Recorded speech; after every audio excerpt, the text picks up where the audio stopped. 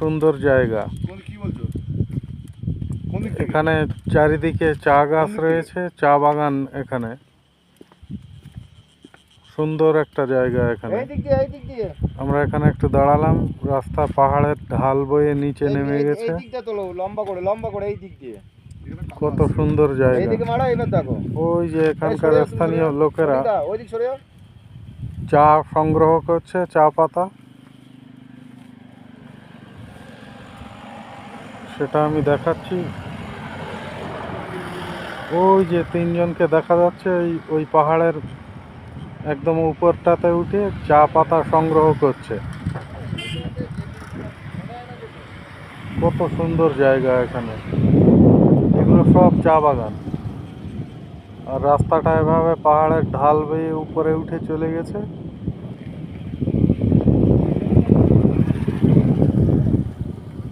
সুন্দর। এদিকে উঁচু পাহাড়, এখানেও চা বাগান রয়েছে।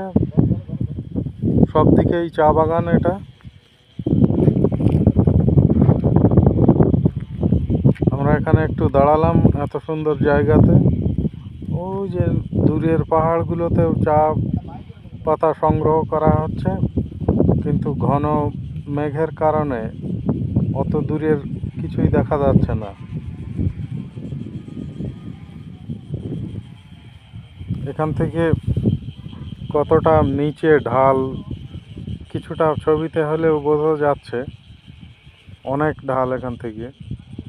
ওই নিচে যে গাছগুলো আছে ওগুলো কমপক্ষে 400 ফুট নিচে আছে। 4 থেকে 500 ফুট নিচে ওই গাছগুলোর গোড়া। আমরা একদম কিনারে দাঁড়িয়ে আছি।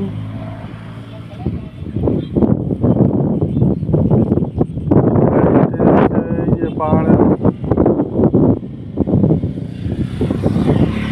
ঢাল বেয়ে নামছে, উঠছে, এরকমই হচ্ছে। এই দিকটা পুরোটাই চা বাগান। দারুণ একটা ভিউ এখানে। আর একটু সামনে গিয়ে দেখাচ্ছি এখান থেকে ঢালগুলো কত খাড়াই।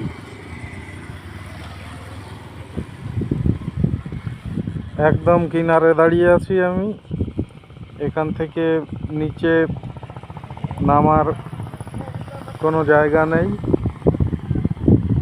এদিকে এই গাছগুলো রয়েছে আর নতুন চা গাছ এইগুলোতে হয়েছে।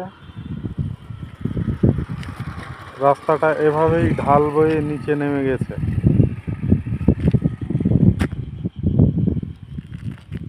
দুর্দান্ত জায়গা।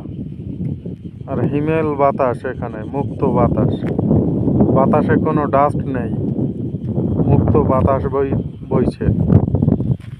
গাড়িগুলো উপর দিয়ে এভাবে ঘুরে ওখান দিয়ে আবার এই দিকে নামছে। এদিক দিয়ে একটা গাড়ি উঠছে আর এদিক দিয়ে একটা গাড়ি নামছে।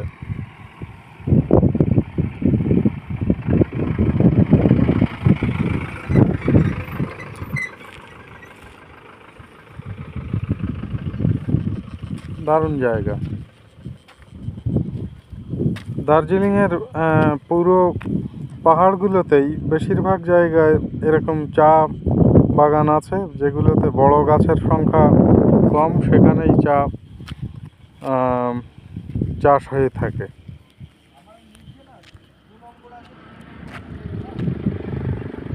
আমরা এখানে একটু দাঁড়িয়ে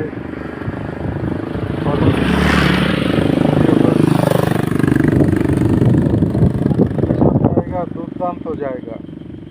কত সুন্দর, কত দূর পর্যন্ত দেখা যাচ্ছে। আর কতটা উপরে আছি আমরা সেটাও তো অনুধাবন করা যাচ্ছে, তাই না? দুরন্ত দুরন্ত। ও দূরের পাহাড়গুলো সাদা দেখা যাচ্ছে।